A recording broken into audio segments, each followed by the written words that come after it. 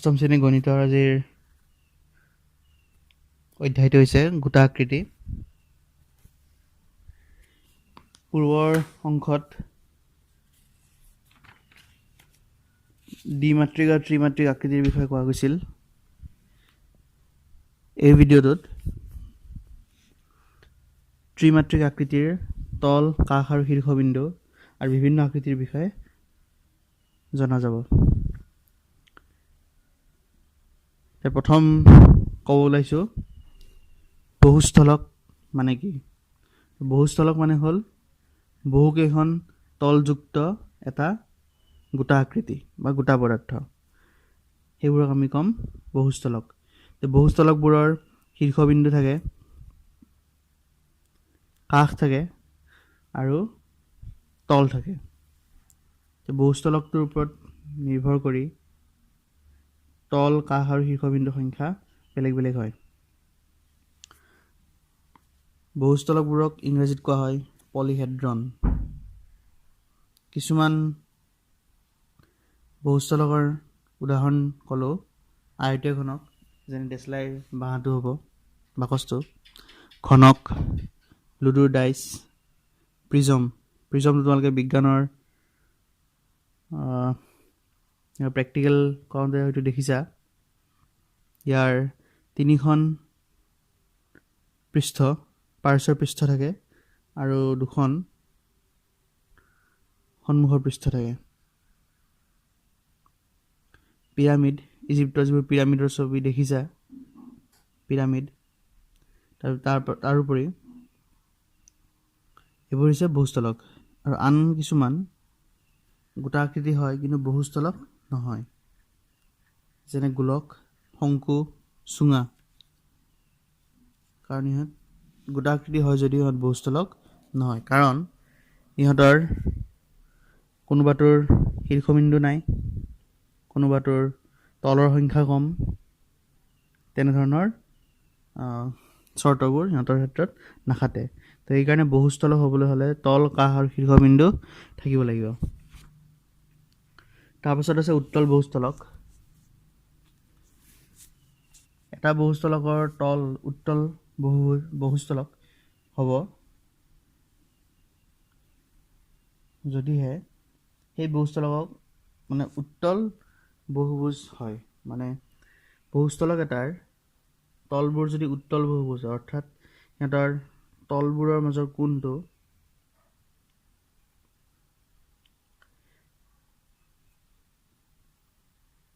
এশ ৮০ ডিগ্ৰীতকৈ কম, তেতিয়া আমি সিহঁতক উত্তল বহুস্থলক বুলি কওঁ। মানে দুখন তলৰ মাজৰ কোণটো ১৮০ ডিগ্ৰীতকৈ কম হ'ব লাগিব, তেতিয়া আমি উত্তল বহুস্থলক বুলি ক'ম।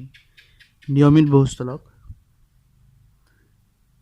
এটা বহুস্থলক নিয়মিত বুলি কোৱা হ'ব যদিহে ইয়াৰ তলবোৰ নিয়মিত, অৰ্থাৎ প্ৰতিখন তল সমান, মানে সৰ্বসম, মানে আন এখন তলৰ লগত আন এখন তল সৰ্বসম, তাৰ কাষৰ দৈৰ্ঘ্য সকলোবোৰ সমান। ইয়াৰ পিছত আহিল আয়তীয় ঘনক আৰু ঘনক। আয়তীয় ঘনক মানে হ'ব এনেকুৱা কিছুমান আকৃতি, যেনে দেশলাই বাঁহটো, বাকচ, ডাঙৰ মোটা কিতাপ, এইবোৰ হ'ব আয়তীয় ঘনক।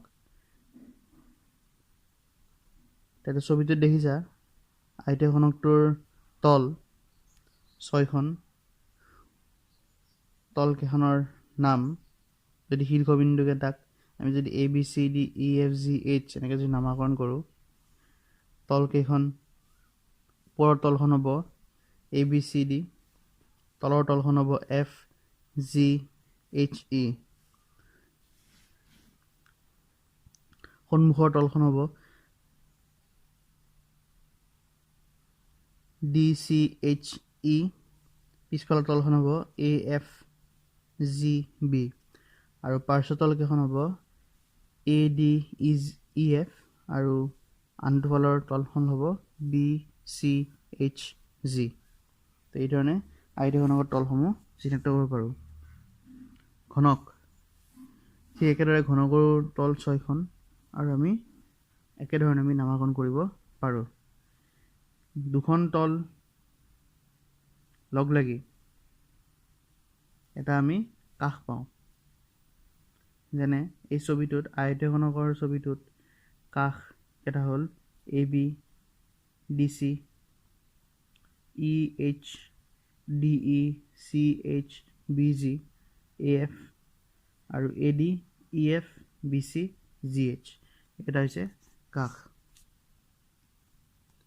শীৰ্ষবিন্দুবোৰ হ'ল কোণাকেইটা অৰ্থাৎ য'ত দুখন বা তাতোধিক তল তাত লগ লাগে যিটো লগ লাগে এটা বিন্দু হ'ব বা কোণা এটাৰ সৃষ্টি হ'ব সেইটো আমি শীৰ্ষবিন্দু বুলি ক'ম ইয়াতে আয়তক্ষেত্ৰৰ ক্ষেত্ৰত শীৰ্ষবিন্দু কেইটা হ'ব ABCD EF GH অৰ্থাৎ ছবিটোত য'ত লিখা আছে ABCD EF GH সেই বিন্দু কেইটা হ'ব শীৰ্ষবিন্দু ইয়াৰ পিছত আহিল প্ৰিজম এটা বহুস্থলক যাৰ ভূমিতল দুখন সমান্তৰাল আৰু সৰ্বসম বহুভুজ আৰু পাৰ্শ্বীয় তলকেইখন সামান্তৰিক আকৃতিৰ তেনে বহুস্থলকক প্ৰিজম বুলি কোৱা হয় অৰ্থাৎ প্ৰিজম বুলি ক'ম যেতিয়া ভূমিতল দুখন সমান্তৰাল হয় আৰু সৰ্বসম বহুভুজ অৰ্থাৎ দুইটা অংশ সমান সমান দুইখন তল সমান আৰু যিকেইখন পাৰ্শ্বীয় তল আছে পাৰ্শ্বীয় তলকেইখন একোটা সামান্তৰিক আকৃতিৰ ইয়াতে প্ৰিজমৰ প্ৰকাৰবোৰ দিছে প্ৰথমটো দিয়া আছে ত্ৰিভুজ আকৃতিৰ প্ৰিজম অৰ্থাৎ ইয়াৰ যি দুখন ভূমিতল সেই ভূমিতল দুখন ত্ৰিভুজ আকাৰৰ ইয়াতে ভূমিতল দুখন হৈছে BAC আৰু EDF এই দুখন ভূমিতল আৰু বাকী যি দুখন তল থাকিল সেইকেইখন সামান্তৰিক আকৃতিৰ কাষকেইটা হ'ব AB AC BC আনটো ফালৰ কাষকেইটা হ'ব ED DF FE আৰু ইফালৰ BE AD CF এই ধৰণে আমি কাষ 9টা কাষ পাম আৰু শীৰ্ষবিন্দু পাম 6টা শীৰ্ষবিন্দু কেইটা হ'ব ABCD প্ৰথমটো ফালৰ অৰ্থাৎ বাঁহাতৰ ফালৰ শীৰ্ষবিন্দু কেইটা হৈছে ABC আৰু সোঁফালৰ এটা শীৰ্ষবিন্দু কেইটা আছে DEF এইকেইটা হৈছে শীৰ্ষবিন্দু অৰ্থাৎ 6টা শীৰ্ষবিন্দু আছে তাৰপিছত আছে আয়ত আকৃতিৰ প্ৰিজম আৰু বৰ্গাকৃতিৰ প্ৰিজম এটা পাৰ্থক্য বুলি একো নাই কেৱল ইয়াৰ যি দুখন ভূমিতল সেই ভূমিতল দুখন যদি আয়ত আকৃতিৰ প্ৰিজম বুলি কোৱা হয় তেনেহ'লে ভূমিতল দুখন আয়ত আকৃতিৰ হ'ব আৰু বৰ্গাকাৰ প্ৰিজম বুলি ক'লে তাৰ ভূমিতল দুখন বৰ্গাকৃতিৰ তো এই ধৰণে সিহঁতৰ নামকৰণবোৰ কৰা হয় তাৰপিছত দিছে পঞ্চভুজাকৃতিৰ প্ৰিজম পঞ্চভুজাকৃতিৰ প্ৰিজম মানে হ'ল তাৰ ভূমিতল দুখন পঞ্চভুজাকৃতিৰ অৰ্থাৎ 5টা কাষ আছে ভূমিতল দুখনত আৰু পাৰ্শ্বীয় কেইখন আয়ত আকৃতিৰ হয় তল কেইখন হ'ব এই ছবিটো চাই ক'ব পাৰিবা যি দুখন তাৰ ভূমিতল দুখন হৈছে ABCDE আৰু আনটো ফালৰ ভূমিতলখন হৈছে FGHIJ অৰ্থাৎ য'ত 5টা কাষ লগ লাগি এটা বহুভুজ পাইছোঁ আমি সেই দুখন হ'ব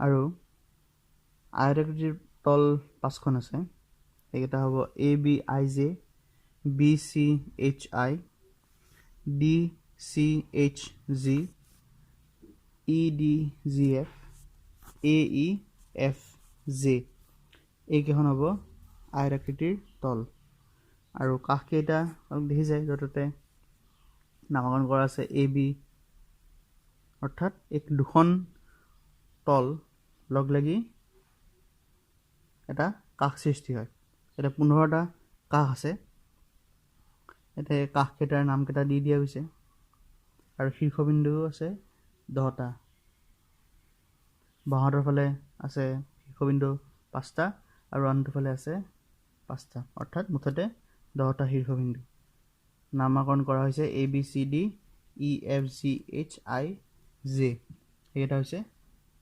শীৰ্ষবিন্দু। ইয়াৰ পাছত আহিল পিৰামিড। পিৰামিডৰ ছবি দেখিছা, ইজিপ্তৰ যিবোৰ পিৰামিড। পিৰামিড এটাৰ ভূমিতলখন ত্ৰিভুজাকাৰ হ'ব পাৰে, বৰ্গাকাৰ হ'ব পাৰে, পঞ্চভুজাকাৰ হ'ব পাৰে। যদি ত্ৰিভুজাকাৰ হয় পিৰামিডটোৰ নাম হ'ব ত্ৰিভুজাকৃতিৰ পিৰামিড।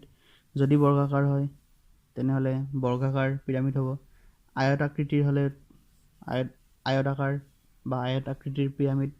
আৰু পঞ্চভুজ মানে 5টা বাহুৰ যদি ভূমিতলখন হয় তেনেহ'লে পঞ্চভুজাকৃতিৰ প্ৰিজম বুলি কোৱা হ'ব।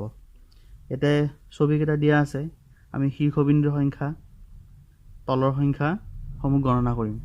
যেনে আয়তাকৃতিৰ পিৰামিড, ইয়াৰ শীৰ্ষবিন্দু হ'ব 5টা।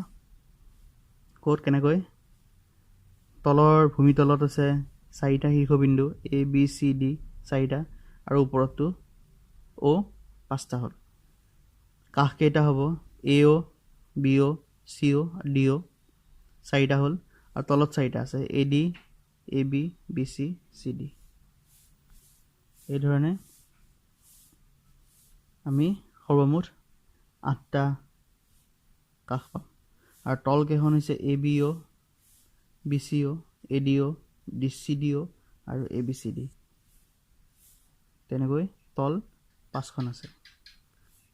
ঠিক একেদৰে পঞ্চভুজাকৃতিৰ পিৰামিডটোৰ ছবি এটা অংকন কৰা আছে। তোমালোকে তল, কাষ আৰু শীৰ্ষবিন্দু সংখ্যা নিজে কৰিবলৈ চেষ্টা কৰিবা। ইয়াৰ পিছৰ ভিডিঅ'টোত অইলাৰৰ সূত্ৰৰ বিষয়ে কোৱা হ'ব।